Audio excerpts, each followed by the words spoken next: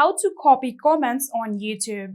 So first of all, I'm going to go YouTube, and in here I have opened a random comment section of a random video, and in here you can see this is one of the comments. So if I want to copy this one, I cannot do that when I try to. So what you can do is simply take a screenshot of it and then copy it.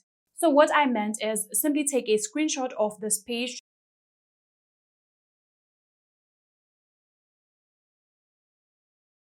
just like this, then tap on this, and then from here you can see this is the comment. So what I'm going to do is long press on it like that, and then simply drag it to wherever you want to copy, just like this, and then tap on copy.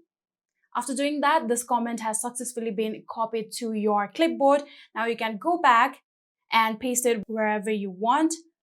I'm going to open my notes application. And in here, I'm simply going to paste that comment just like that. And that is how you can copy YouTube comments on your iPhone.